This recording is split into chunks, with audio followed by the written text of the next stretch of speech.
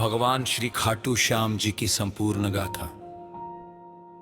द्वापर युग में महाभारत काल की ये कथा है जो निस्वार्थ त्याग, भक्ति और माता पिता के वचन की महिमा बताती है। ये वीर बर्बरीक की कहानी है जो कलियुग में बाबा खाटू श्याम के नाम से पूजे जाते हैं। बर्बरीक का जन्म और बचपन। पांडवों में सबसे बलशाली भीम के पुत्र घटोत्कच थे। घटोत्कच का विवाह नाग कन्या हिलावती से हुआ। उनके पुत्र का जन्म हुआ जिनके बाल घुंघराले और बब्बर शेर की अयाल जैसे थे, इसलिए उनका नाम रखा गया बर्बरीक।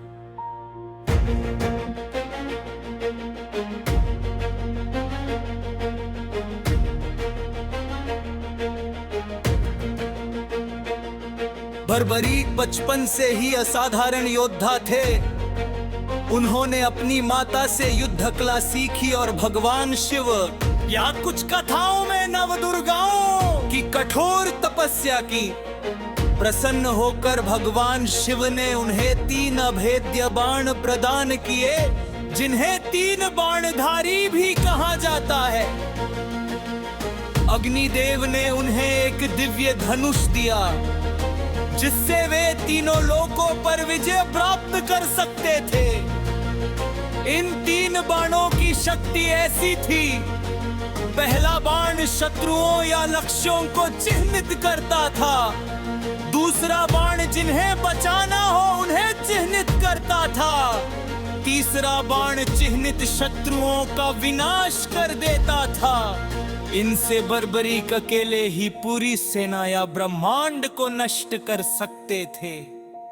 उनकी माता ने उन्हें सिखाया कि शक्ति का उपयोग हमेशा कमजोरों की रक्षा के लिए करना। कुरुक्षेत्र युद्ध और माता का वचन जब कुरुक्षेत्र में और कौरवों का महायुद्ध होने वाला था, बर्बरीक ने युद्ध देखने की इच्छा जताई। माता से आशीर्वाद लेते समय उन्होंने वचन दिया, माँ यदि युद्ध में भाग लेना पड़ा तो मैं हमेशा हार रहे पक्ष का साथ दूंगा। इसी वचन ने उन्हें हारे का सहारा बनाया। वे नीले घोड़े पर सवार होकर 3 बाण और धनुष लेकर युद्ध भूमि की ओर चले।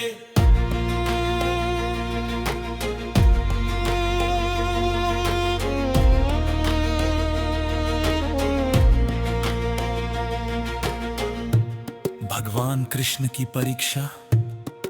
रास्ते में एक ब्राह्मण स्वयं भगवान श्री कृष्ण भेष में उन्हें रोका। कृष्ण जानते थे कि बर्बरीक की शक्ति से युद्ध का परिणाम बदल सकता है और उनका वचन युद्ध को अनंत बना देगा।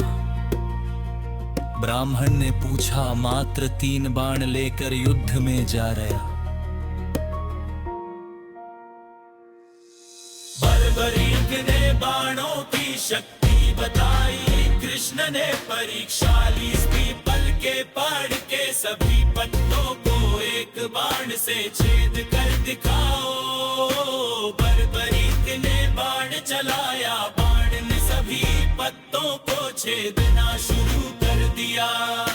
कृष्ण ने चालाकी से एक पत्ता अपने पैर के नीचे छिपा लिया, लेकिन बाण कृष्ण के पैरों के चारों ओर घूमने लगा। कृष्ण ने पैर गाया, बाण ने उस पत्ते को भी छेद दिया और वापस धनुष पर आ गया। इस चमत्कार से कृष्ण आश्वस्त हो गए कि बर्बरीक जय है। यदि वे युद्ध में उतरे तो हार का पक्ष बदलता रहेगा, युद्ध कभी खत्म नहीं होगा। शीशदान का महान त्याग। कृष्ण ने ब्राह्मण रूप में दान मांगा, मुझे तुम्हारा शीश दान दो। बर्बरीक ने कृष्ण को पहचान लिया और बिना हिचक तलवार निकालकर अपना शीश काटकर उनके चरणों में रख दिया। ये फाल्गुन शुक्ल द्वादशी को हुआ। कृष्ण भावुक होगा। बर्बरीक की इच्छा थी कि वे पूरा युद्ध देखें। कृष्ण ने उनके शीश को अमृत से सींच कर एक ऊंची पहाड़ी पर स्थापित कर दिया। 15 दिनों तक उस शीश ने युद्ध देखा। युद्ध के बाद जब पांडवों में जीत का श्रेय किसे मिले इस पर विवाद हुआ, तो बर्बरीक के शीश ने गवाही दी, मैंने न अर्जुन का गांडीव देखा, न भीम की गदा, केवल श्री कृष्ण का सुदर्शन चक्र देखा, जो अधर्म का नाश कर रहा था। कलयुग में खाटू श्याम के रूप में अवतरण।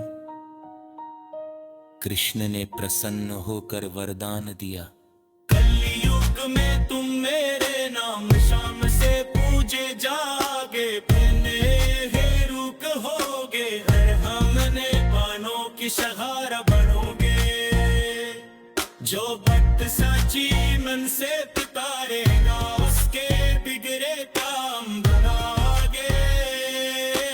एक पिता शीश को रूप भगवती में प्रवाहित किया गई, कलहत में बाशीष राजपाल के काटा ताब सीतर जय में पाकत हुआ, टिक जाए इस हुआ दूध बहा की हुदाही पर शीश मिला।